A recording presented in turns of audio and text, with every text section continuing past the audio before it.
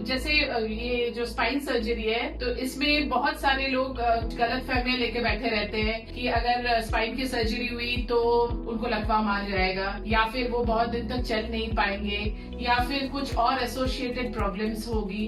तो आप इसके बारे में क्या कहना चाहते हैं? देखिए, ये ना बहुत कॉमन क्वेश्चन है। हर पेशेंट हमसे पूछता है सर्जरी से पहले कि क्या मैं अगले दिन चल पाऊंगा, अगले दिन खड़ा हो पाऊंगा, अपने आप से काम कर पाऊंगा, नहीं कर पाऊंगा। देखिए, अगर कोई भी स्पाइन सर्जरी एक स्पेशलाइज जिसकी ट्रेनिंग हुई है स्पाइन सर्जरी में वो करते हैं, जो एक्सपर्ट सर्जन अगर स्पाइन सर्जरी करेगा तो बहुत अच्छे आउटकम्स रहते हैं स्पाइन सर्जरी के लिए। आजकल क्या है, spine surgery is done under neuro monitoring and navigation, तो रियल टाइम मॉनिटरिंग रहती है हमेशा स्पाइन सर्जरी के दौरान। सेकंड पॉइंट, आजकल इमेजिंग मोडालिटीज इंप्रूव हो गई हैं, जैसे ओआर्म है, रोबोटिक्स है, सीआर्म है, तो इसके कारण भी स्पाइन सर्जरी की एफिकेसी और आउटकम वाइज वो इंप्रूव हो गया है। अब दूसरा प्रश्न आता है क्या कि मरीज अगले दिन चल पाएगा या नहीं चल पाएगा, वो डिपेंड करता है कि उसकी पहले सर्जरी से पहले कंडीशन कैसी है। अगर मरीज पहले से बेड रिडन है सर्जरी से पहले, तो हो सकता है उसको सर्जरी के बाद काफी फायदा हो और उसको चलने में थोड़ा टाइम लग जाए, but eventually he will improve ना। वही फैक्ट्स आपने जो बताया वो लोगों को अच्छी तरह से समझ आ जाएगा, आई थिंक। और किसी किसी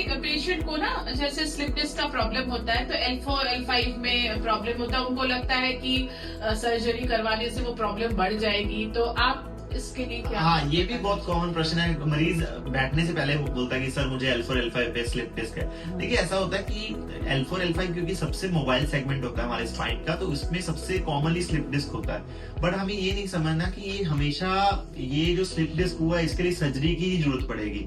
कई बार मरीज 90% जो मरीज हैं वो सिर्फ मेडिकेशन, फिजियोथेरेपी एंड वॉकिंग से ही इंप्रूव कर जाते हैं। अगर 10% मरीज जिनमें स्पाइन सर्जरी की जरूरत पड़ती है, उनकी सिर्फ इंडिकेशन ये है कि उनके पैर कमजोर हो गए, उनकी जो दिनचर्या है वो बहुत खराब हो गई है और उनके यूरिन और लैट्रिन के रास्ते में रुकावट आ गई है, इसी कंडीशन में हम डिस्क की सर्जरी करते हैं नॉर्मली। नहीं तो अगर मरीज की दिनचर्या बहुत अच्छी है, he is taking good care of his back and spine, then majority of 90% patient ऐसे इंप्रूव कर जाते हैं। सर, एक लास्ट क्वेश्चन आपके लिए। सर, आपके पास जो मरीज आते हैं वो तरह तरह के क्वेश्चंस पूछते हैं, तो उनको फिर डिसाइड करने में आसानी होती है कि सर्जरी करवाना है या सिर्फ डॉक्टर को दिखाना है। तो ऐसे कौन से प्रश्न वो पूछते हैं जिससे आपको भी ये आसान हो जाए कि इसकी सर्जरी होगी कि? देखिए, मुझे ऐसा लगता है कि जो भी मरीज स्पाइन की प्रॉब्लम के साथ आया है, अगर उसकी प्रॉब्लम 3 हफ्ते से 6 हफ्ते में रिजॉल्व नहीं हो रही है, उसको सबसे पहले एक स्पाइन स्पेशलिस्ट को दिखा लेना चाहिए। उस स्पाइन स्पेशलिस्ट की इवैल्यूएशन पे जो एक्सरे एमआरआई चाहिए वो करवाए जाएंगे।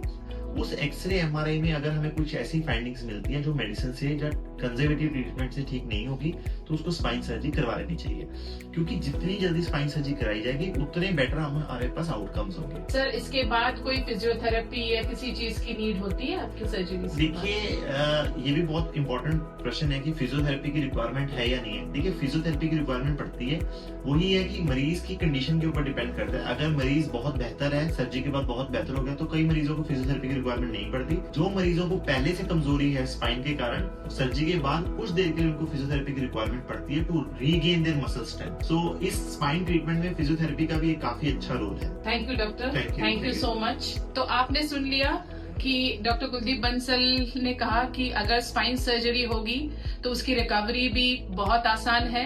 आप नीचे दिए हुए नंबर्स पे हमें कांटेक्ट कर सकते हैं। आप सेकंड ओपिनियन के लिए अपना एमआरआई रिपोर्ट या तो ईमेल कर सकते हैं या फिर व्हाट्सएप कर सकते हैं। और ऐसे जानकारी के लिए आप हमसे जुड़े रहें और हमें अपना प्रश्न भेजते रहें। Thank you.